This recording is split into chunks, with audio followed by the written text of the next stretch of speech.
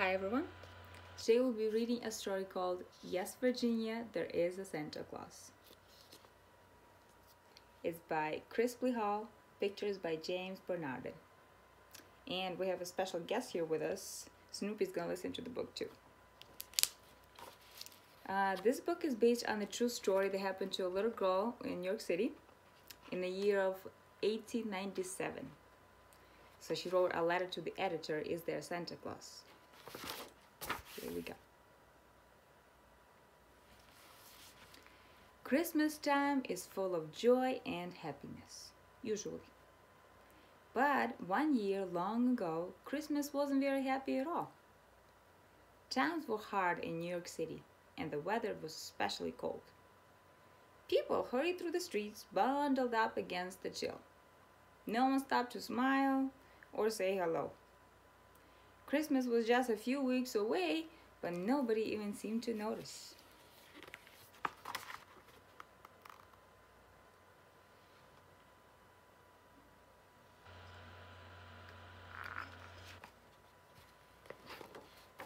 Nobody, that is, except for a little girl named Virginia. Virginia loved Christmas. She loved the glittering lights, she loved the joyful carols, but most of all, she loved Santa Claus. She could hardly wait for Christmas Eve when she would set out a plate of cookies and listen for sleigh bells. This year, she even made her very own Santa Claus book. "Wow," Virginia's best friend Allie exclaimed as he looked at the book. "We should show Tom and Taylor and George. Come on, let's go." Virginia was a bit nervous about showing it to everybody. But Allie was already running down the stairs, so Virginia grabbed the book and followed him out the door.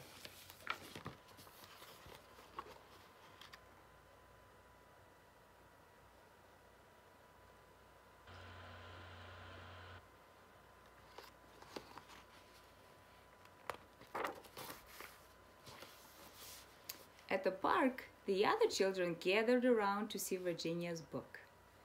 Everyone was so excited they shouted all at once. "Last year, Santa brought me a train set," said Tom. "He brought me a dollhouse," exclaimed Taylor. "I got a baseball mitt," said George. "Did Santa bring you a baby bottle too?" said a voice. Charlotte, the meanest, bossiest, snootiest girl in town, pushed her way forward. "You still believe in Santa?" Charlotte scoffed. "Huh, that's hysterical. No one could travel the whole world in one night." "That's not true," said Virginia. "Santa is as real as you are."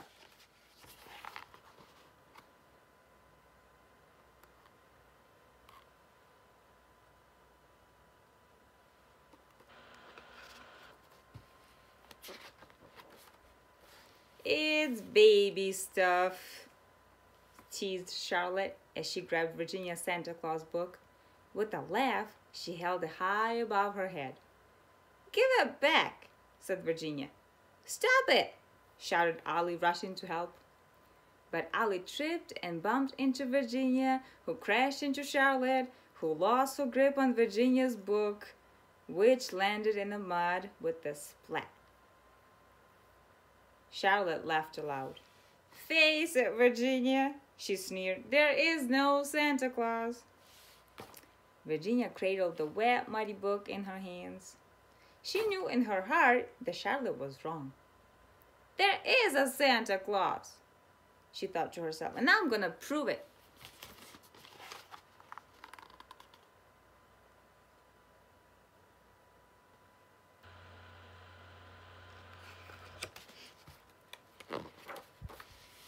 So that afternoon, Virginia visited a place she knew was full of answers, the New York Public Library. "Let's see, Santa Claus," said the friendly librarian as she pulled book after book from the shelves.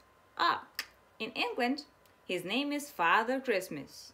In Holland, he's called Santa Claus," read Virginia. "In Italy, he's Babbo Natale." Allie cried. "According to this, said the librarian, flipping through a heavy book. He lives in Finland.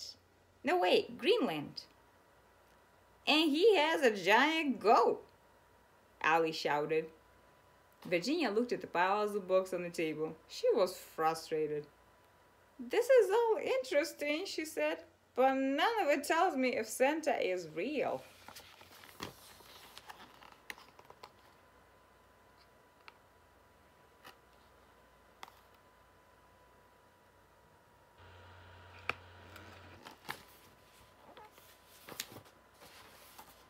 That evening, Virginia passed through Herald Square in the heart of the city.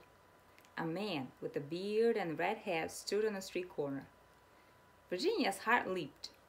But the man was skinny and scraggly, and his beard was tied down with string. "You're not Santa Claus," Virginia said. "That's true, I'm not," replied the man. "Then why are you dressed like him?" Virginia asked. "I suppose you could say I work for him," said the scraggly Santa. "I try to do whatever Santa would do if he were here." The man jingled a rusty old bell. He was collecting money for the poor. "Shouldn't you be wearing a coat?" asked Virginia. "Well, I had one," replied the man, "but someone needed it more than I did."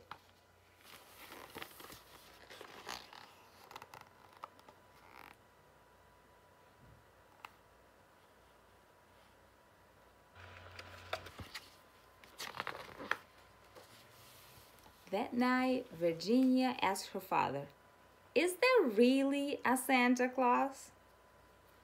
He began. "Well, someone brought you presents last year, and someone ate the milk and the cookies you left out. So logically..." But Virginia wasn't listening to her father's long-winded explanation. She was looking at something on her father's desk, a copy of the New York Sun. A newspaper. "That's it!" Virginia cried. "I could write to the newspaper." "Well, yes, I suppose you could," said her father. "After all, if you see it in the sun, it's so." Virginia went straight to her desk. She took out a pencil and paper and she began to write a letter. "Dear editor," she wrote, "some of my little friends say there is no Santa Claus. Papa says if you see it in the sun, it's so. Please tell me the truth. Is there a Santa Claus?" Virginia smiled. She knew that when the Sun received her letter, the editor would surely give her the answer she needed.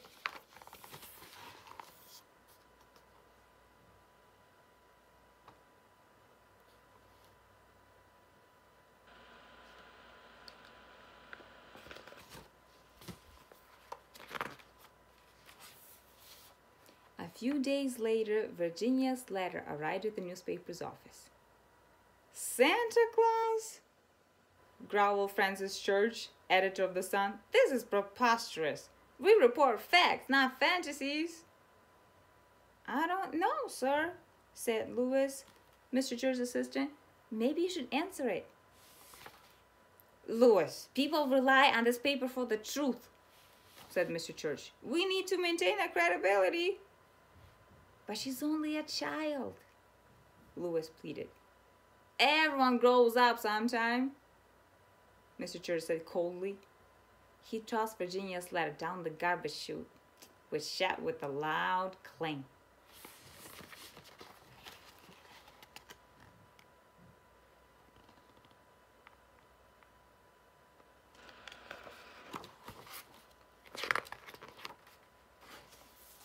Meanwhile, Virginia sat in her room and moped. She had been waiting and waiting, but hadn't heard back from the newspaper. "I just need some proof," Virginia sighed. "Virginia," her mom said, "believing in Santa isn't something you prove. It's something you do. Whenever we act like Santa Claus would, we're kind to others, that proves he's real." Virginia thought about that. And then she remembered someone else who acted like Santa Claus. Suddenly, she had an idea. The next day, Virginia brought Scraggly Santa a Christmas present. "A new coat!" he exclaimed. "Just what I needed." "Thank you, Virginia," said Virginia. "Well, Virginia," he replied, "today you're Santa Claus." And even though Scraggly Santa was the one wearing the coat, Virginia felt warm inside.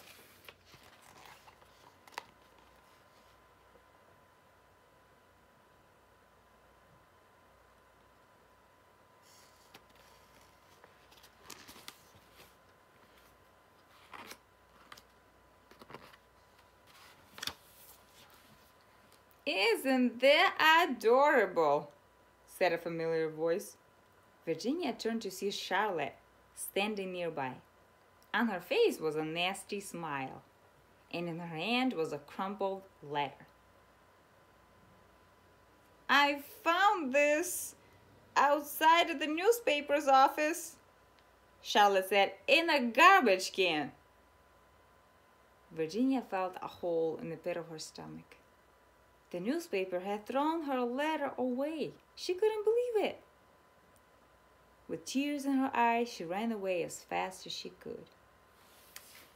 That night, Scraggly Santa burst into Mr. Church's office. "This letter was written by a friend of mine," said Scraggly Santa. "I think you better answer it." "I'm sorry, but I only print the facts," replied Mr. Church gruffly. "When people believe, they make the world a better place," he said. "Answer that letter, and you'll give this girl, and maybe this whole city, something to believe in."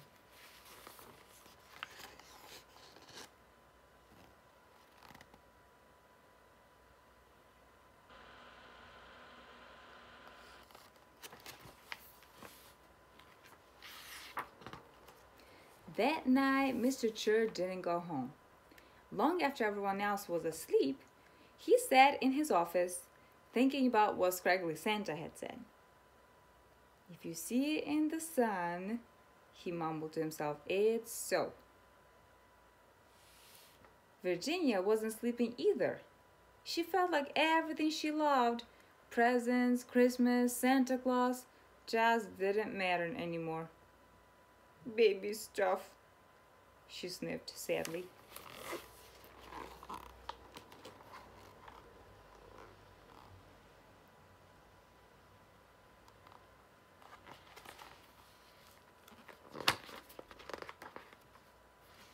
The next morning at breakfast, Virginia stared at her porridge.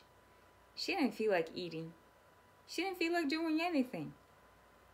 Virginia's parents were worried. They had never seen their daughter so upset. Then there was a knock at the door. "Look!" shouted Ali as he held up a newspaper. Virginia gasped as she read the headline. She couldn't believe her eyes. In the paper was an editorial, a message written just for her.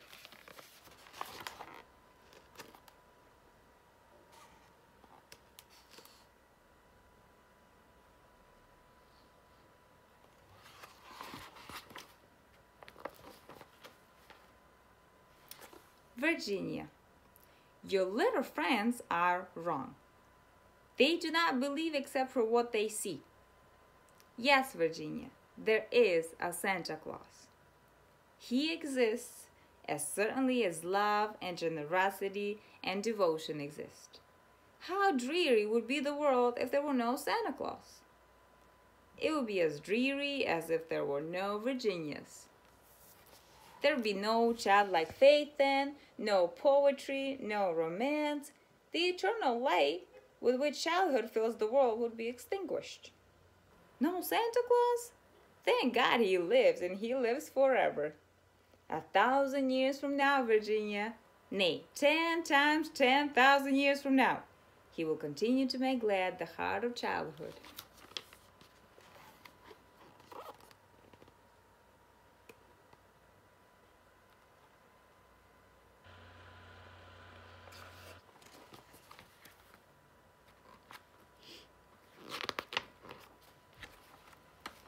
Virginia had never been so